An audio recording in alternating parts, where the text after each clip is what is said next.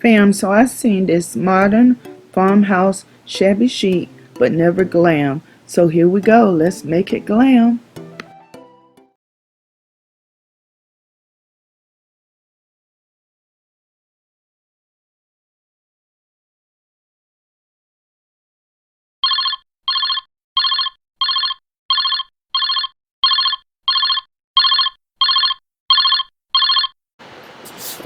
Okay girl, it's for you. Go ahead.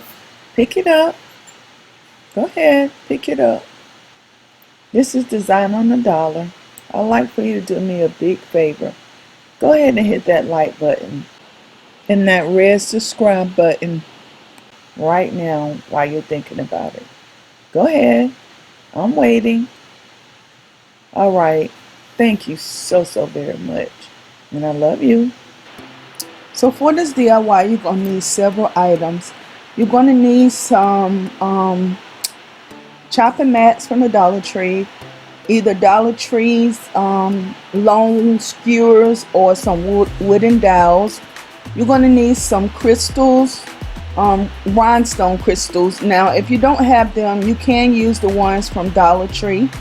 You're going to need some bling wrap or rhinestone wrap. What else? Hot glue and hot glue sticks. And that's about all, guys. I think that's all you're gonna need. Oh, and some E6000, something to write with, like a marker or a pencil, scissors, or what you call that thing, X-Acto knife, and just some patience and time. And you're gonna need some calculation. Oh, and some black paint.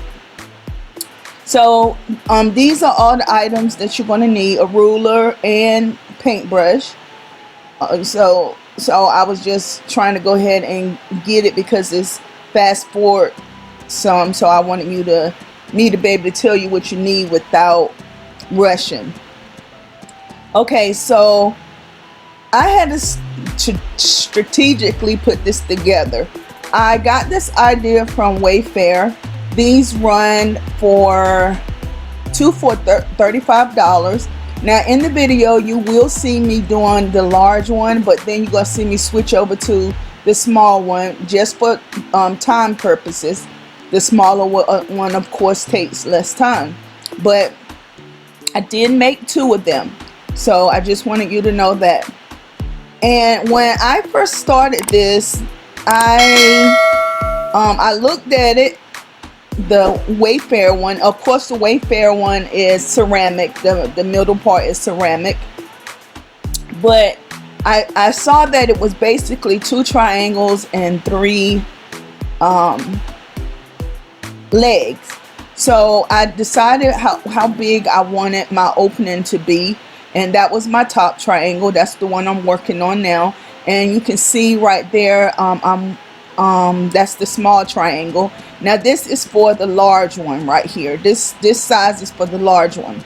I don't show you, I don't think, me measuring and doing everything for the small one, but it's the same method. And as you can see now, I'm taking my 3 legs and I am securing them on each corner of the triangle.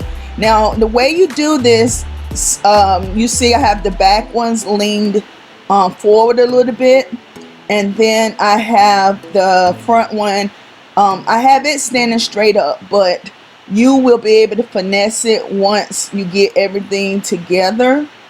I mean, you know, like putting it together.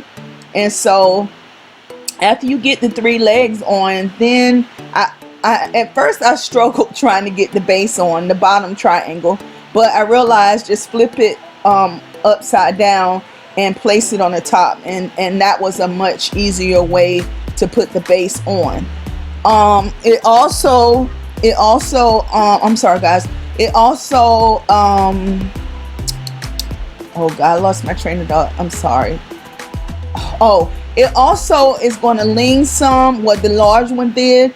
So what I did, I went around with my E6000 and I put it on either on all of the joints, and then I secured the joint that was leaning with two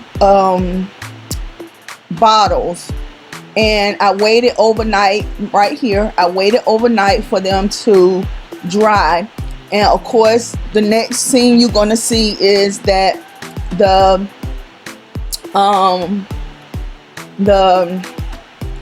is stable, and I'm doing the painting now. I almost forgot to do the painting, guys. You can do spray paint, but I just decided to do acrylic paint. And so I'm going to put 2 coats of the black acrylic paint all over, and then I think after this you're going to see me switch over to the small one. So if you have the small rhinestones, which I got those from Michael's, if you have the small ones, an easy way you can do it is you can lay them out on your mat or your whatever surface you have, and you can adhere them together by putting a drop of hot glue in between them. But I will recommend you do that prior to starting the project, because if you're trying to do that while you're doing the project, I think it takes longer. So I just ended up picking up each individual one and putting it on. So once I got all my rhinestones on, you'll see that I'm going to go in and I'm going to start making the center, and that's going to be with the chopping mats. So with the chopping mats, what I did is I took a part of it and I measured the outside, like the outside of each side, not the inside but the outside. So I measured the outside of them, and then once I got all 3 of the pieces measured, now make sure you remember what side the piece goes on, because it does make a difference. It may look like everything is symmetrical, but it's not. It's off just a little bit. And this right here is what I'm showing you what I meant about lining your beads up and putting a dot of hot glue in between them. But after I got those 3 pieces done, I took them and taped them all together. And once they was taped all together, I used the top, the largest triangle. I know, guys, this is kind of you gotta, you know, I'm hoping that you're gonna get it in the actual video, but I flipped the piece upside down and I traced the top part of the triangle onto the pieces, the side pieces, the what is it? The chopping mats, the chopping mats. So I traced that, and that gave me my triangle shape, and it gave me the depth of what my inside is going to be.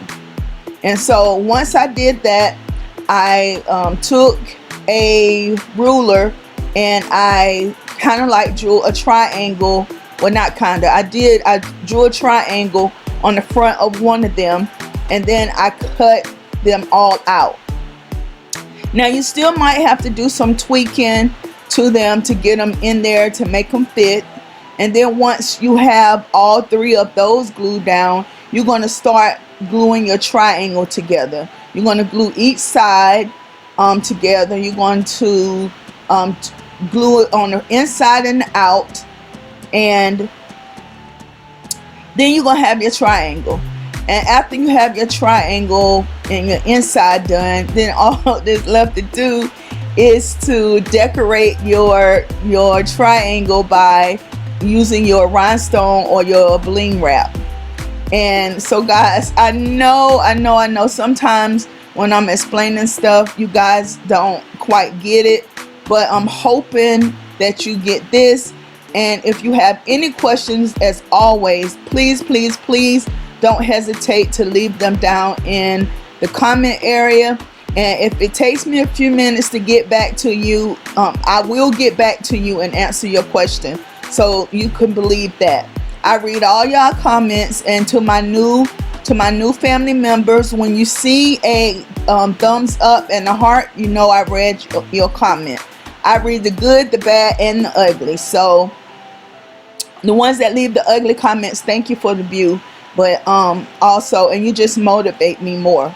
So if you have any questions, please feel free to leave them down in the comment area. You can email me. I respond to my emails as well. And guys, on that note, I'm going to let you finish watching the video. And remember, I love you, I love you, I love you, I love you to the moon and back again.